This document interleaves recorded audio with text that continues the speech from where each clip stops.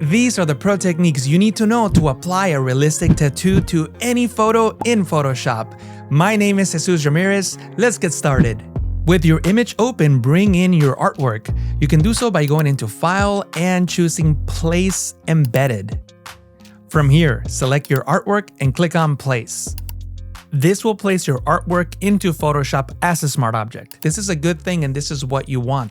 If you already have your document inside of Photoshop, but it's not a smart object yet, what you need to do is right-click on the layer and select Convert to Smart Object. This icon in the bottom right of the layer thumbnail indicates that this layer is a smart object. To make things easier to see, we're going to get rid of the white background. It's very easy to do in Photoshop.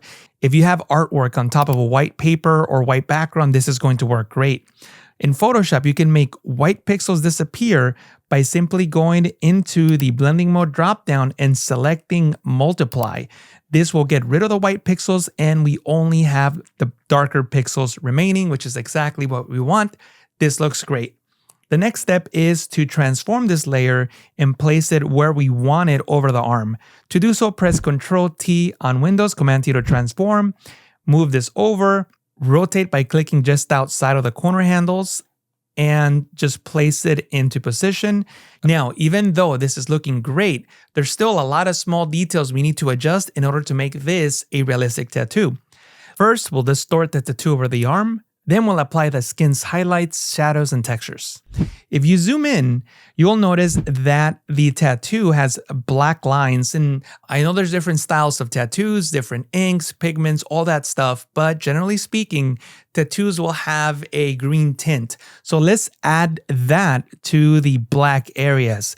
Now, this is where we're going to run into our first problem. We're creating this effect by blending pixels using the multiply blending mode, which means that if we apply a color overlay, we are going to apply it over the entire image, and this is not going to work. We need to only apply the green tint to the black areas of the tattoo. To do so, we're going to use the Selective Color Adjustment layer. Then click on the Clipping Mask icon. A clipping mask makes it so that the current layer only affects the layer below. In other words, the color adjustment will only affect the tattoo layer and not the background. This is what the down pointing arrow represents. From the Properties panel, we can select what colors to target. In this case, we want to target the blacks because that's the color where we want to apply the tint. And we want to add a little bit of green. To do so, we need to subtract magenta. The opposite of magenta is green. Now, if you don't know the relationship between these colors, you can always create a color balance adjustment layer, and these sliders are better labeled. You can see here that magenta is the opposite of green. The opposite of red is cyan, and the opposite of blue is yellow. I'm going to delete this layer because we don't need it, but that is just a visual representation you can use to see the relationship of these colors. Now, all we need to do is reduce the magenta from the blacks, and notice now how we start introducing that green tint to the image, and I think this looks pretty good. And I'm going to push the adjustments a little further than I normally would just so that they're visible in the tutorial, but keep in mind that on a real project, I will be a little more subtle. At this point, the green tint is over the black areas of the tattoo, and you can use the black slider to darken those areas if you like. Also, I probably need to reduce the opacity just a little bit.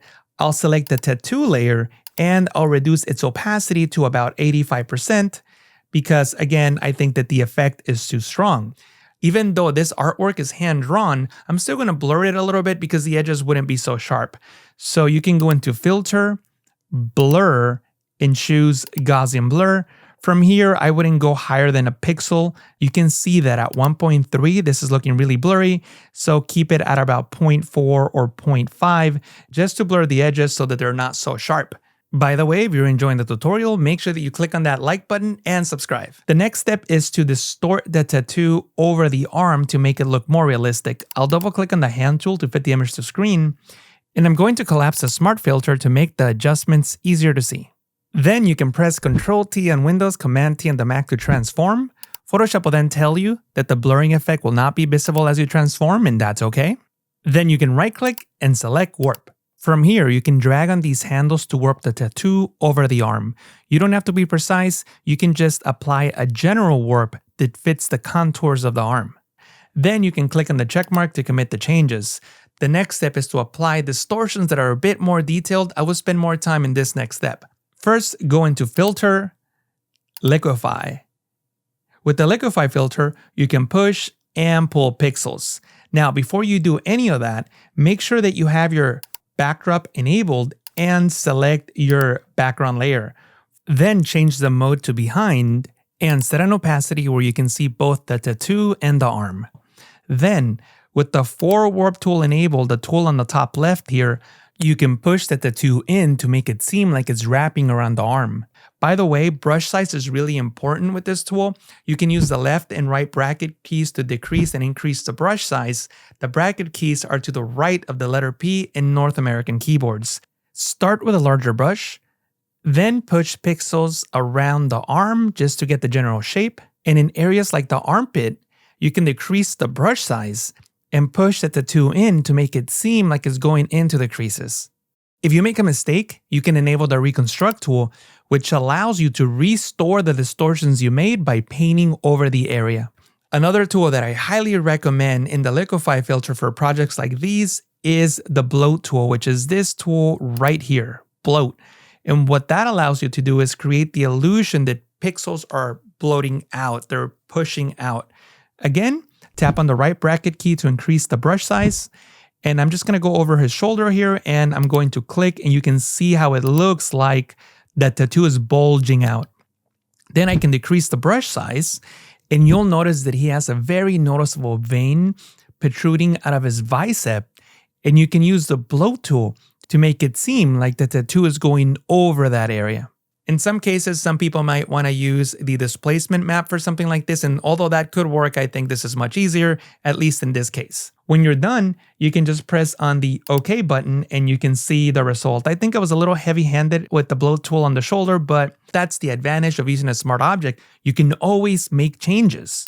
Open up the Smart Filters and double-click on the Liquify filter. From here, you can readjust anything you like. The next step is to apply the shadows and highlights over the tattoo to blend it better up against the arm. To do so, you can select the tattoo layer, then click on the FX icon and go into the blending options. From here, we're going to use the Blend If sliders. They allow you to show and hide pixels based on the brightness of the layer. Let me show you what that means.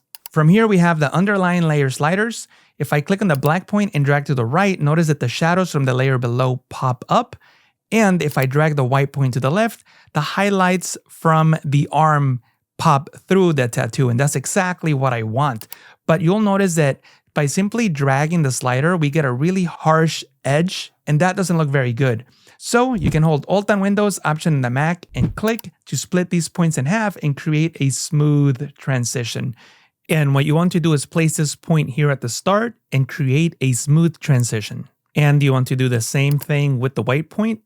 Hold Alt on Windows, Option on the Mac, click to split them in half and create that smooth transition. Spend some time fine-tuning the intensity to get something that looks good. In this case, I think this looks great, and I'll press OK. Now, even though this looks great, there's one more tip I want to show you to make it even more realistic. I'm going to show you how to apply the skin texture over the tattoo. To do so, make a selection out of the tattoo. You can hold Control on Windows or Command on the Mac and click on the layer thumbnail. Notice the selection. Then enable the background and duplicate it by pressing Control J on Windows. That's Command J on the Mac. And now you want to jump that layer to the top of the layer stack. To do so, press Control Shift and the right bracket key, or you can just drag it up the layer stack. But once this layer is on top of the layer stack, what you want to do is go into Filter, Other, and choose High Pass. From here, select a value between 1 and 3 pixels. In this case, 3 pixels works great, and you can press OK. Now we want to apply this as a texture to the tattoo. To do so, go into the blending mode dropdown and select either overlay or soft light. I would select overlay because it's a stronger effect, and I want to make sure that this texture is only applied to the tattoo. To do so, press Ctrl Alt G on Windows, Command Option G on the Mac to create a clipping mask. And you can now see how the skin texture is applied over the tattoo. The effect is subtle, but I think it works great.